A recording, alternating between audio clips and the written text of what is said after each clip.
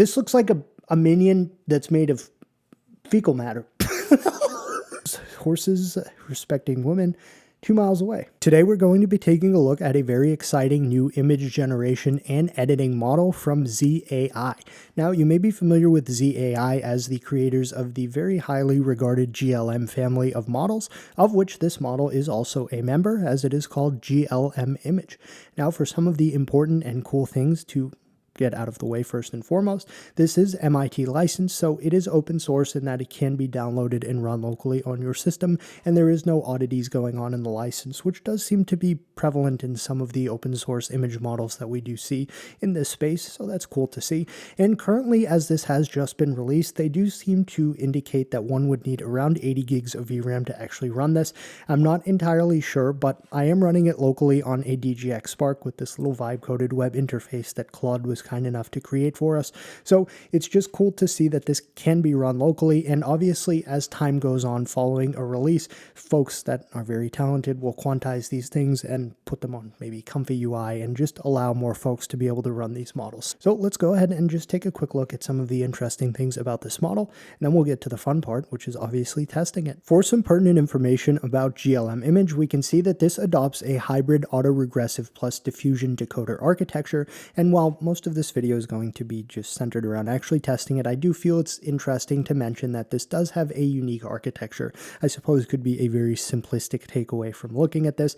We can see that in this paragraph as well, we get some exciting bits of information, such as that this can do, in addition to text-to-image generation, GLM-Image also supports a rich set of image-to-image tasks, including editing, style transfer, identity-preserving generation, and multi-subject consistency. So we'll be able to test these with a few select prompts. Beyond that, we see that it has an autoregressive generator, a 9 billion parameter model initialized from GLM-49B 0414, which was released in April of 2025, I do believe to be the case, and we can see I actually did test that model here along with the 32 billion parameter variant of this, both which were quite performant for local AI that can reasonably be run on a lot of hardware, so you can see the video here if you're more interested in that. But beyond that, there is also a diffusion decoder, which is a 7 billion parameter decoder based on a single screen. Okay, so basically we see that this has a hybrid architecture. It does text to image, but it also does image to image, more commonly kind of referred to as image editing capability. So this could really potentially be a local competitor to GPT images or Nano Banana, depending on the quality. And there's always some sample benchmarks or benchmark images and things of the sort. For the more technical specifics, I am just using transformers and diffusers pipeline. So I essentially just kind of gave this to Claude and said, okay, I would like you to make a web UI that allows me to run this model using both the image editing and text-to-image capabilities. There are also other ways to run it as seen right here. Now, something specifically they mention is that you should use, and they say GLM 4.7 as that is their model, but some form of prompt enhancement. There is also a linked GitHub script that will just give us the raw content of said script. With that, let's get in and start testing it. Before I say that, feel free to subscribe. You can join as a channel member for less than 10 cents a day. You can support a small channel like mine. And in addition to that, if you need help implementing AI into your business, you can visit bijambone.com to book a consultation.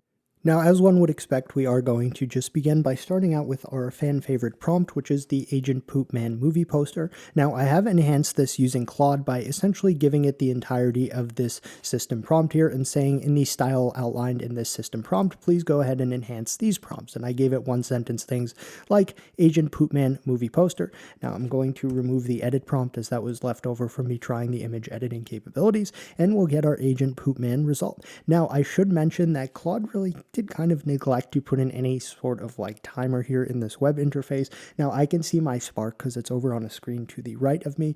I find that it seems to take around 2 to 3 minutes to generate an image at 1024 by 1024. All right, we should be getting our image now any second, as I do see the generation bar has concluded. Okay, I'm going to download this and we'll take a look at it. Wow. I have things to say. Let me take a second and look at this. This is very it looks like a really crappy 90s action movie photo. Agent Poopman, flush twice with blood dripping from flush twice. He does have dual golden plungers, and he is sitting on a throne that seems to be on top of another throne. Now, something I do find interesting that seemingly has been lacking in previous models I've tested this with is the text properly rendered at the bottom. We have HBO Studios, summer 2020. Interesting. The skyline in the back looks, I don't quite know where that would be, some city, and we do have a nice kind of almost synthwave style sunset with a very nice gradient to it, some shining on the title images here, and then we have a fake studios thing. So overall, I'm not 100% blown away with this, I will say. The leather bodysuit is definitely an interesting touch for Agent Poopman and could give us a little insight into perhaps some of his lifestyle choices. But we also have, like Matrix style sunglasses and stuff like that. So this is very interesting because it's almost so bad that it's good. It very, very much did adhere to most of the prompt. I wouldn't necessarily say this central figure is a muscular man in his late 30s, wearing a sleek black tactical suit, but it just put him in like a leather bodysuit one would perhaps find in a nightclub in West Hollywood. So this is it's a very interesting result.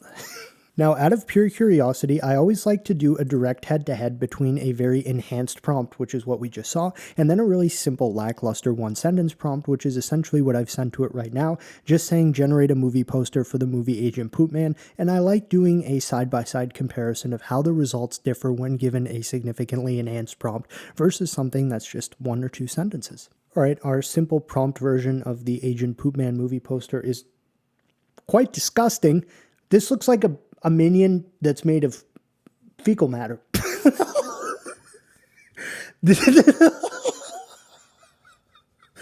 I hate to say this, but I don't really know that the difference in like overall quality is worth having to make such an enhanced prompt as what we saw before.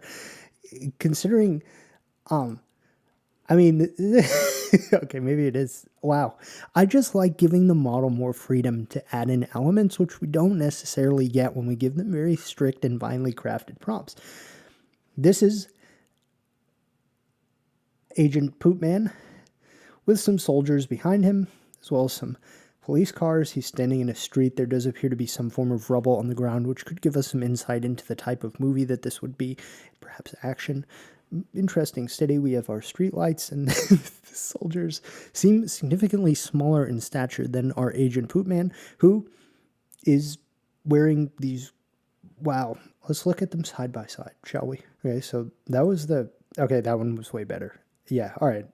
So for this next test, we're just going to try generating a beautiful portrait image of a person as taken like on a Polaroid, and then there should be some pen scribbled in the bottom of the Polaroid. This is a test that I've seen used to showcase some of the image model capabilities. Now, because we can't really see much while the image is generating, I just figure I'll put the prompt here for anyone very interested in actually reading it. We're about to get our generated image here for the Polaroid prompt.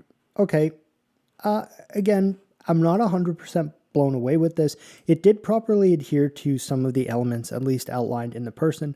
1, 2, 3, 4, 5. Very good. The oops LOL doesn't necessarily look like it's written in blue pen, but overall, I suppose the image is not poorly done. Let's take a look now. As we zoom in, it obviously becomes more pixelated, but it did get the sweater type, as well as it slightly falling over the shoulder. There does seem to be a coffee shop here. I'm not seeing anything very insanely off about the background, though it is kind of blurred out just how the style of this photo would be, so that kind of helps hide anything that may be potentially awry in the background. Overall, this is not bad. It doesn't necessarily look very Polaroid style, though, in that actually, if we zoom in more, there is some gloss effect or orange peel that you would see on an actual Polaroid photo, but I feel like there's normally a small black bezel. I don't know. Overall, I suppose it was just another test, and now I am wondering still, the big prompts do definitely give it a very strict outline in which to follow, but sometimes it's more fun to just play around with it and see what it does. I've dropped down the image resolution, and I've just given it the prompt screenshot for a Tinder profile of Chad Thunderhammer, and we'll see what happens. This should theoretically generate much quicker as I drop the images to 512 by 512, so hypothetically it should probably take around a minute or a minute and a half, and this is a very simple one-sentence prompt. We'll see what it does. Okay, this is definitely a downside of one, setting the resolution lower, and two, this definitely highlights the need for a more strictly defined prompt, as this is very abstract and artistic. Chab, hammer. I'm going to have Claude enhance this in the same style that we had gotten the other ones generated, as be interesting. Okay, we've enhanced that prompt significantly with the assistance of Claude. Anyone interested can basically see what it's come up with right here. So there's a ton more. Let's take a look at our enhanced Tinder profile screenshot. Oh wow, that did a that did a significantly better job. I very much like the bald eagle resting on the man's bicep, and then in addition to that, we have the American flag in the background. Now, remember, Claude did generate the enhanced prompt version of this, being that when we did give it a one-sentence prompt, it did produce quite a disturbing result.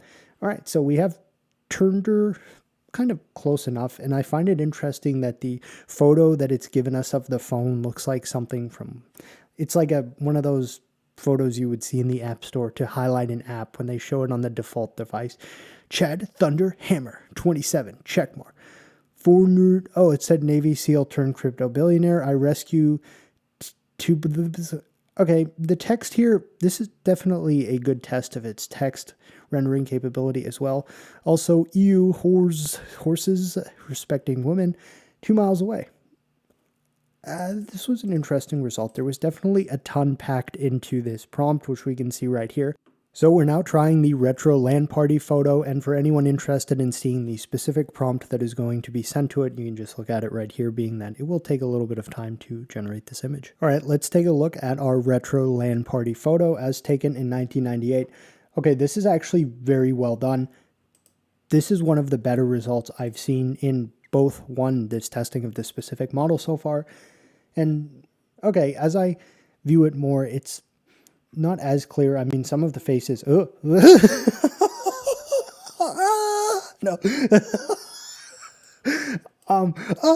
there, there were a lot of, well, when you zoom out, it looks really good. We see it has like Jinko jeans. There is supposed to be a Metallica shirt in here. The overall basement aesthetic is quite good. Although now that I'm actually looking at it, these stairs don't seem to lead anywhere. We do have very beige looking monitors. There are cables here, what would assume to be Doritos, as we had previously seen in another model testing, also known as Dokitos.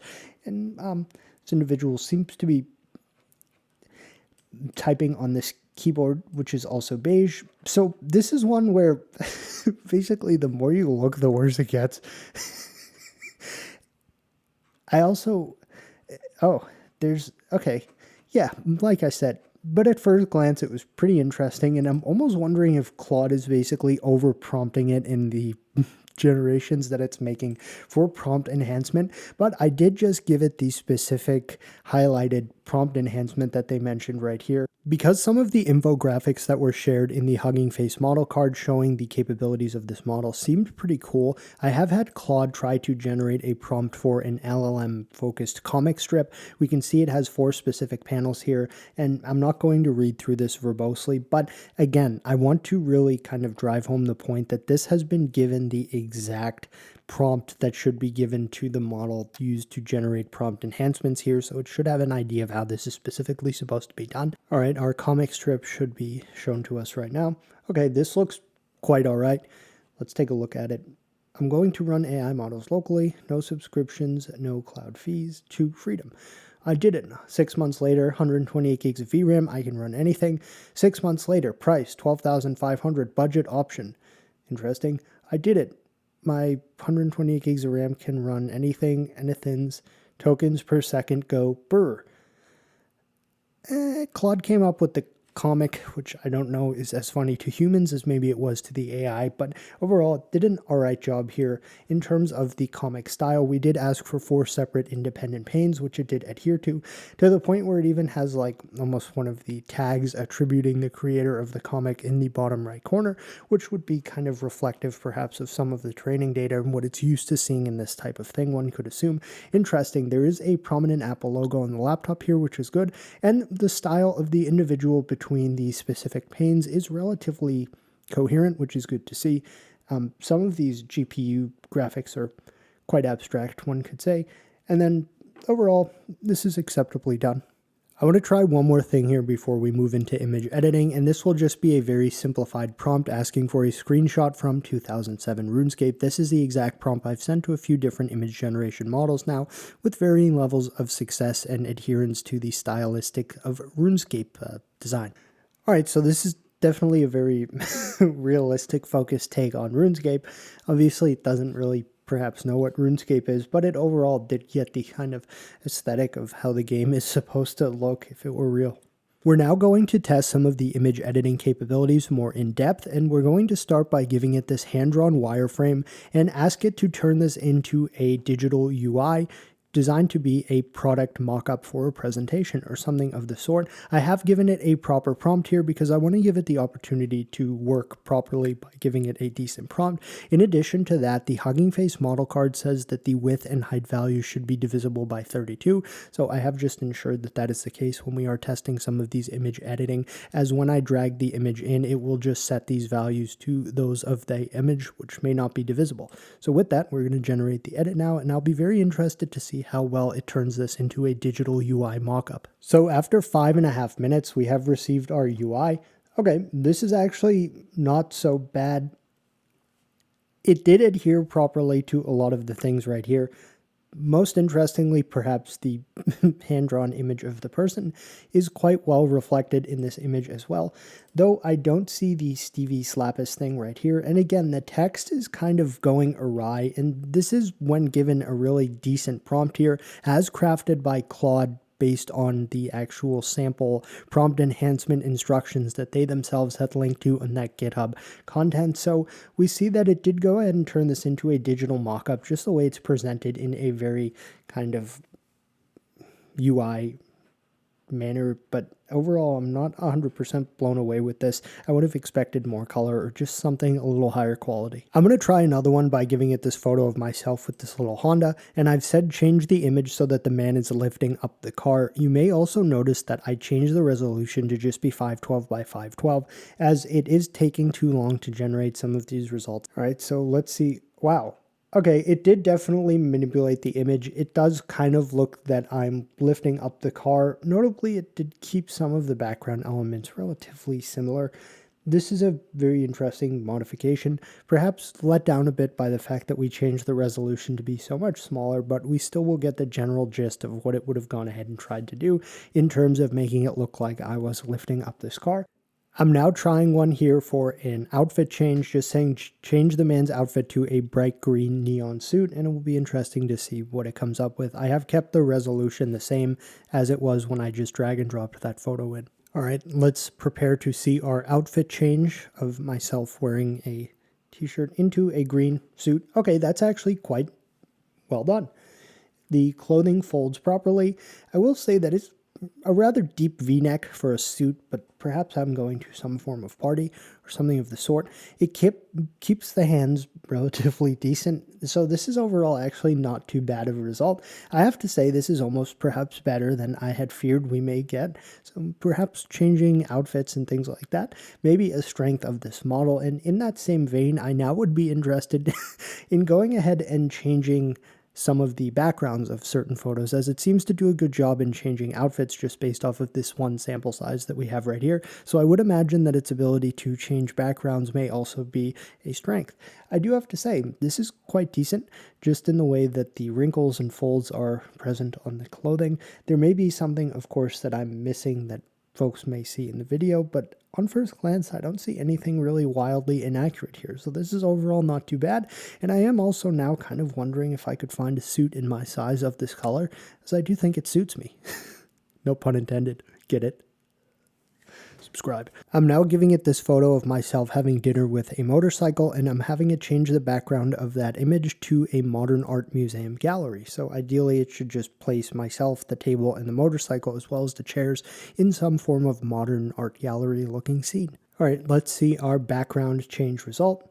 Okay, it made me have a different outfit. It kept the style of the motorcycle as well as the table and the chairs. There are 4 chairs in both images, and we can see that it did do a nice job of changing the background to a modern art gallery style museum. So overall, this is actually not too bad in terms of its ability to crop things and then place them in a different background, which is kind of what we had wanted to see here. So overall, this is actually not a bad result.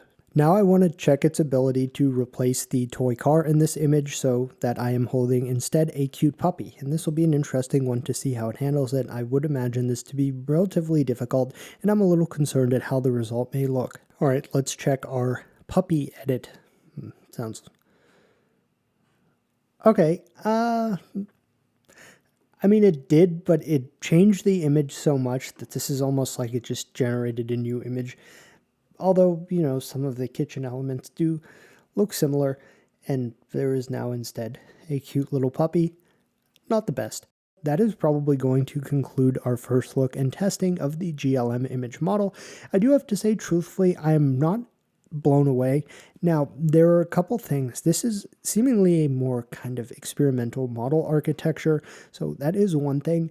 And additionally to that, I don't know, I guess the results will speak for themselves. It seemed to have some potential, definitely with changing outfits, at least with the one test that we tried of that. It seemed to do a very good job of, and you can see here that it is touted as being able to do a lot of different depictions and keeping style throughout different images and things of that sort. I think really I'll wait to see what other folks have to say about their experience in testing and using this model, but it's always nice to see more open source models that allow us to run locally, as the entirety of this testing was performed locally on the DGX Spark, which is running this nice little vibe-coded web UI. So this is an interesting model, and it's cool to see. And that is probably going to wrap up our first look and testing of GLM-Image. If you have any questions, please feel free to leave them in the comments, and thanks for watching.